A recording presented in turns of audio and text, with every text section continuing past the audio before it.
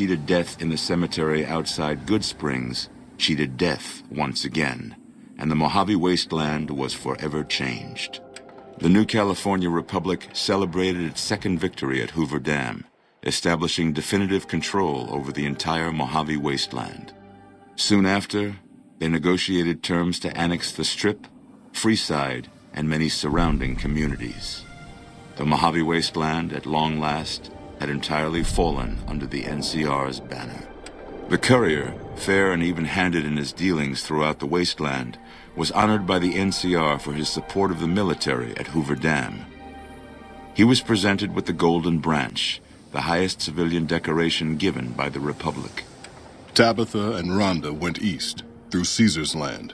Occasionally, tales of their exploits found their way back west, though few believed them.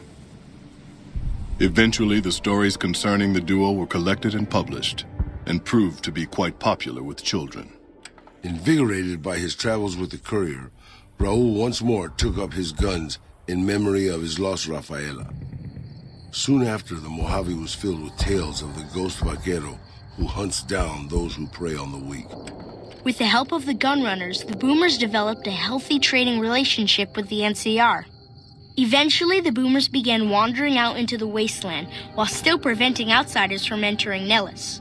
The Brotherhood and the NCR in the Mojave Wasteland declared an official truce, despite continued hostilities between the two in the West.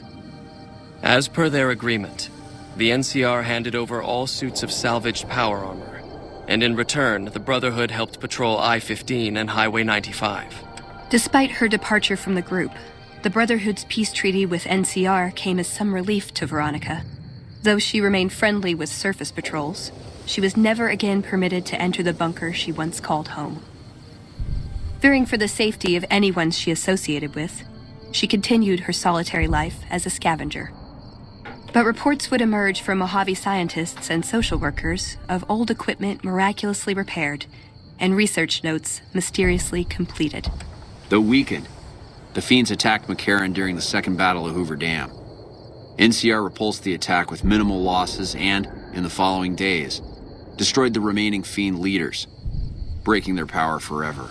After the NCR's victory at the dam, in part thanks to follower medical support, NCR allowed the followers to care for refugees as they see fit.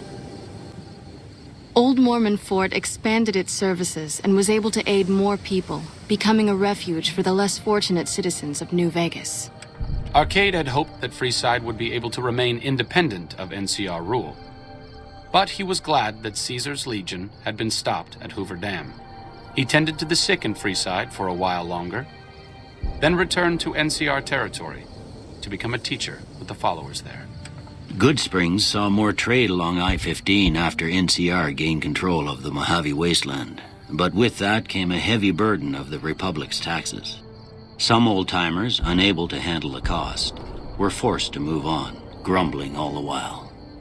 In the years following the destruction of Cassidy caravans, NCR used evidence of the plot to blackmail the Crimson Caravan and the Van Graffs. NCR enacted strict trade laws with little resistance, strengthening their supply lines and their position in the Mojave. Cass survived to see the NCR flag flying proud over Hoover Dam, and thought for a moment, this is what a hero must feel like. She was about to tell the Courier not to get too proud of himself. Then she figured, he knew that already. That night, Cass kicked in the door of his room to celebrate, only to find the man on the bed was an NCR soldier whose barracks had been destroyed. He was cute, though, so after having her way with him, she got the hell out, leaving an empty whiskey bottle as a note. As she walked along the dam in the night, she felt drunk, content, and happy to be alive. Which to her was the whole point of it all. After driving the Legion out of the Mojave Wasteland, the victorious NCR turned its attention to those who had allied themselves with Caesar. The Great Khans were among the first tribes to suffer this fate, and the few who survived Hoover Dam were driven north, into the wilderness of Idaho. Thanks to the Courier and Lily, a cure for the Nightkin schizophrenia was found shortly after Dr. Henry's experiment concluded. Nightkin and other super mutants in the wasteland flocked to Jacobstown, and the town became known as a haven where a mutant could find peace.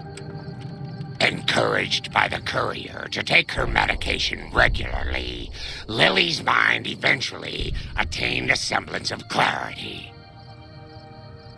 Her memories dulled by the pills, she cast aside the recording of her grandchildren, no longer remembering its significance. After the NCR victory at Hoover Dam, the temporary truce between them and the Kings blossomed into a full-scale relief effort for the people. While the NCR made repeated entreaties that Freeside join the Republic, the Kings steadfastly maintained their independence. After Ray's brain was transplanted into Rex's cybernetic body, it took Rex some time to adjust to the old scrapyard dog's memories. Eventually, Rex's mind settled peacefully, melding his own memories with that of long travels with old Lady Gibson. Shaped up by the courier's advice, the Misfits distinguished themselves during the Legion's attack on Camp Golf. Mags was finally promoted to sergeant, and the rest of the Misfits received an official commendation. They continued to serve with distinction for many years. Though Novak was a low-priority target for the Legion, many of Novak's citizens died in its defense.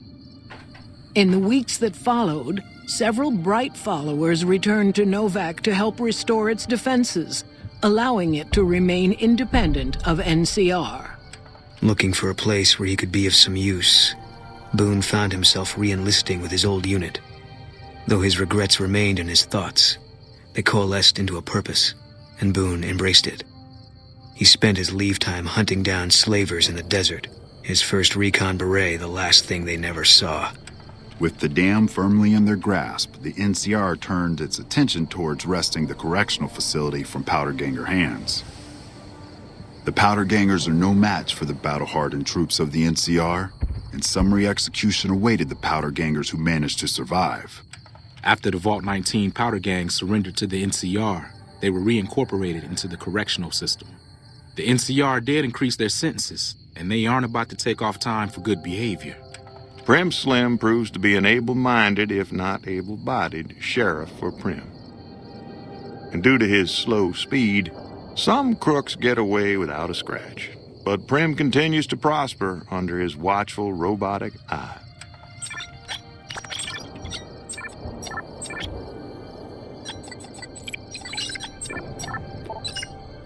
Defying Chief Hanlon's worst fears, NCR's Rangers persevered and distinguished themselves during the Second Battle of Hoover Dam.